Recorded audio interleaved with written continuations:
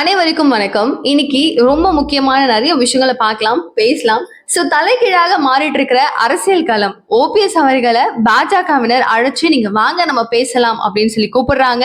அதுக்கு உடனுக்குடன் ஓபிஎஸ் அவர்கள் கொடுத்துட்டு இருக்கிற தக் ரிப்ளை என்ன அப்படிங்கறத பத்தி பேசுவோம். அண்ட் சேகர் பாபு அவர்கள் அண்ணாமலை அவர்களை எந்த அளவுக்கு உயர்வா பேசியிருந்தாரு அப்படிங்கிற ஒரு விஷயம் நம்ம எல்லாருமே ஊடகங்கள்ல பார்த்திருப்போம். பட் இந்த ஒரு விஷயம் பாத்தீங்கன்னா நயினார் அவர்களை குத்தணும் அப்படின்னு சொல்லிட்டு அண்ணாமலையை தூக்கி வச்சுதான் பேசியிருக்காரு. என்ன இருந்தாலும் வஞ்ச புகழ்ச்சி அணின்னு சொல்லுவாங்க இல்லையா, அந்த மாதிரி இல்லைனாலும் இவரை திட்டுற மாதிரி திட்டி பட் புகழ்ச்சியில தான் போய் முடிஞ்சிருக்கு. சோ இப்போ சேகர் பாபு அவர்களை முதலமைச்சர் ஸ்டாலின் அவர்கள் திமுகவினர் எப்படி விளாசிட்டு இருக்காங்க அப்படிங்கிற இன்னொரு விவரத்தையும் பார்ப்போம். ஓபிஎஸ் அவர்களுக்கு இப்ப பாஜக கூப்பிட்டு பேச போறாங்க அப்படின்னா அண்ணாமலை தான் காரணமா அப்படிங்கிற மாதிரியான தகவல்களும் வெளியாயிருக்கு. அதை பத்தியும் பேசுவோம். அண்ட் ஃபைனலி இப்போ கண்டன ஆர்ப்பாட்டம் அப்படின்னு சொல்லிட்டு சைதாப்பேட்டையில திருமாவளவன் அவர்கள் பயங்கர ஒரு ஸ்டெபிளைஸ்டா பண்ணியிருந்தாரு. அதுல எப்பவும் போல ஒரு மீட்டிங் வைக்கிறாரு அப்படின்னா வாய் விடுவார் இல்லையா, அந்த மாதிரி போன டைம் அந்த கம்பி எடுத்துட்டு போயிடாதீங்க அப்படின்னு சொல்லியிருந்தாரு. இந்த வாட்டி இந்த சேரை விட்டு கொடுக்க மாட்டீங்கல்ல அப்படிங்கிற மாதிரி சொன்ன விஷயங்கள் எந்த அளவுக்கு போயிட்டு இருக்கு வைரலா அப்படிங்கிற விஷயத்தையும் சேர்த்து பார்ப்போம். அண்ட் டோட்டலா முக்கியமான எல்லா விஷயத்தையும் கவர் பண்றேன். சோ ஸ்டார்ட் பண்ணுவோம். இப்போ பாஜகவில இருந்து அண்ணாமலை மூலமா மட்டும்தான், அண்ணாமலைக்குன்ட்டு ஒரு தனி செல்வாக்கு இருக்கு, அண்ணாமலைக்குன்னு ஒரு தனியா ஒரு மவுசே இருக்கு, எவ்வளவு கூட்டம் இருக்கு அப்படிங்கிறது நம்மளுக்கு தெரியும். சோ அண்ணாமலை அவர்களுக்கு மேலிடத்துல டெல்லியில ஒரு பெரிய நம்பிக்கையும் இருக்கு, இவர் சொன்னா சரியா இருக்கும் அப்படின்னு. சோ லிட்டரலி இப்போ இவருடைய ஒரே ஒரு பாயிண்ட் என்ன, நம்மளுடைய கட்சி வளரணும். இப்ப அதிமுகவும் பாஜகவும் ஒண்ணு சேர்றாங்க கூட்டணி அப்படின்னா இதுல தனிப்பட்ட முறையில பாஜகவினுடைய வளர்ச்சி என்ன, நம்மளுடைய ஓட்டுக்காக எப்படி போய் கேட்க போறோம், நம்மளுடைய கொள்கைகள் என்ன அப்படிங்கறதுல அண்ணாமலை அவர்கள் ரொம்ப ரொம்ப ரொம்ப தெளிவா இன்னைய தேதி வரைக்கும் இருந்துகிட்டு தான் இருக்காரு.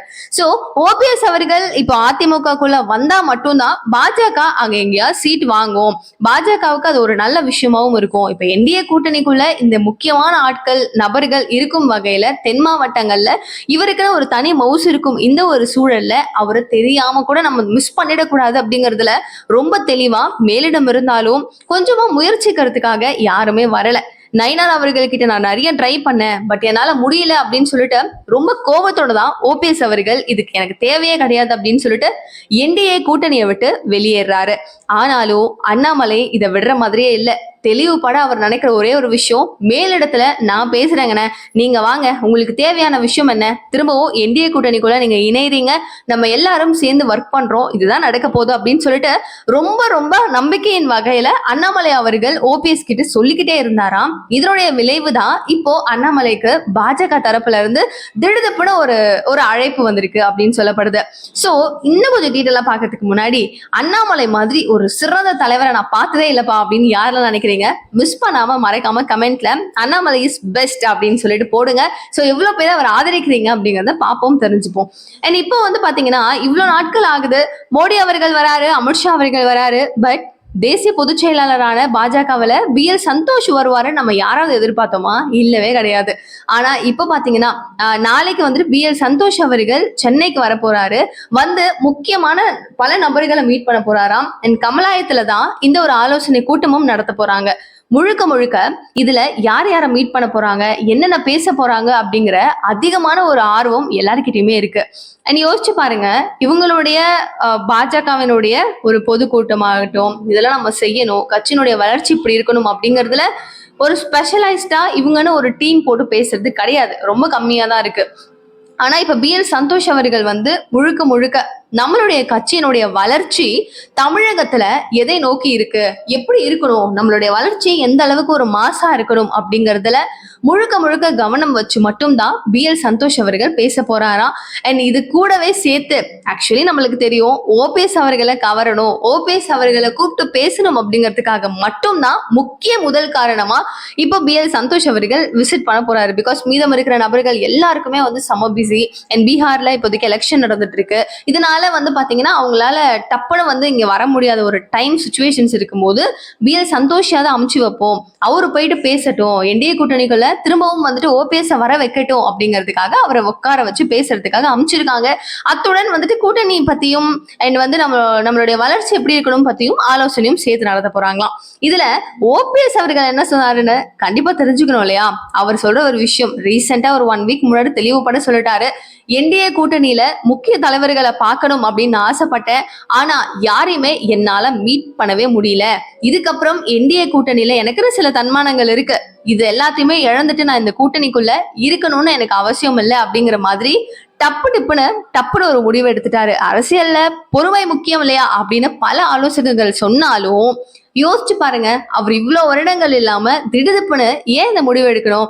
மனுஷன் இவ்வளவோ ட்ரை பண்ணியிருக்காரு. பட் ஸ்டில் அங்க அவருக்கான ஒரு ஒரு ரிகக்னைசேஷன் அப்படிங்கிறது சுத்தமா கிடைக்கல. அப்போ என்ன பண்ணுவாரு? இதானே முடிவு பண்ணுவாரு. சோ இது முடிஞ்சிருச்சு.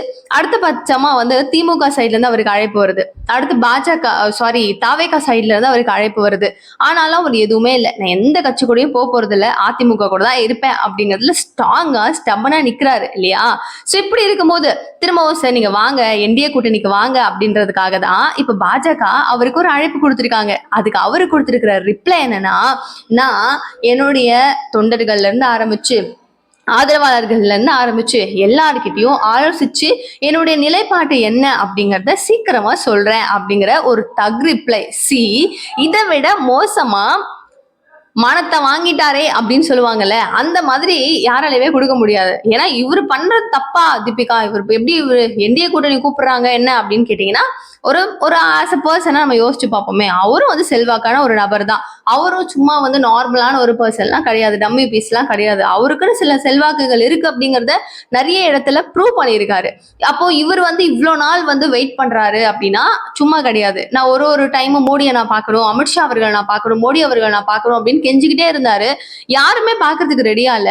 திடீர்னு கமல் அவர்கள் போய் பார்த்துட்டு வராரு. எல்லாருமே போய் அவரை ஈஸியா அக்சஸ் பண்ண முடியும்னா ஏன் நான் பார்க்க முடியாதா அப்படிங்கிற ஒரு கோபம் வந்து லிட்டரலி ஓபிஎஸ் அவர்களுக்கு இருக்கதானே செய்யும். சோ இதனாலதான் நயினார் அவர்களையும் நான் தொடர்பு கொண்டேன். யாருக்கிட்டயுமே என்னால வந்து மூவ் ஆன் பண்ண முடியல.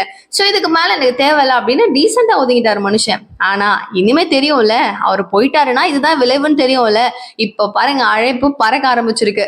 இப்போ நான்லாம் யாரு தெரியும்ல அப்படின்ற மாதிரிதான் பன்னீர்செல்வம் அவர்கள் கொஞ்சமா கெத்து காமிச்சிட்டு இருக்காரு. சோ வெயிட் பண்ணி பார்ப்போம், என்டிஏ கூட்டணிக்குள்ள திரும்பவும் பேக் டு ஃபயர் ஆவாரா இல்லையா? முன்னாடி சொன்ன மாதிரி டிடிவி தினகரன் அவர்கள் தெளிவா சொல்லிட்டாரு, நீங்க வந்து ஓபிஎஸ் கூப்பிடுங்க, அவர் வந்தாருன்னா மட்டும்தான் எல்லாமே நல்லா இருக்கும், அவரை எப்படியாவது வந்து மிஸ் பண்ணாம கூப்பிடுங்க அப்படிங்கறத தெளிவுபட டிடிவி தினகரன் அவர்களும் அழுத்தமா சொல்லிக்கிட்டே இருக்காரு. சோ மோஸ்ட்லி சேர்ந்துருவாருன்னு தான் நான் நினைக்கிறேன். நீங்க என்ன நினைக்கிறீங்கன்றது சொல்லுங்க.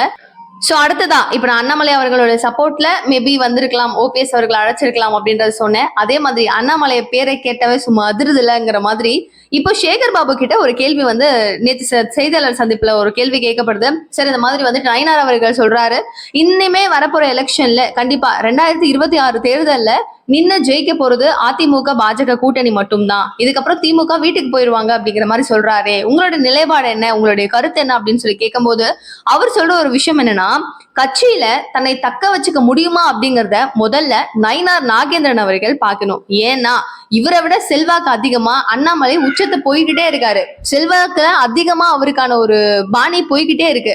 சோ அவர் முந்தி போயிட்டு இருக்காரு. அவரை முந்த முடியுமா, கட்சியில நிலைக்க வச்சுக்க முடியுமான்னு பார்க்க சொல்லுங்க அப்படிங்கிறாரு. இது வந்து ஒரு பெரிய பெரிய பெரிய ஒரு சூப்பரான ஒரு விஷயம் அண்ணாமலைக்காக தான். கரெக்டா? இப்போ வந்து நம்ம நயினார் நாகேந்திரனா இல்ல அண்ணாமலையா அப்படின்னு சொல்லி பார்க்கும்போது அதிகமான ஆதரவாளர்கள் அண்ணாமலை பக்கம் தான் இருக்காங்க.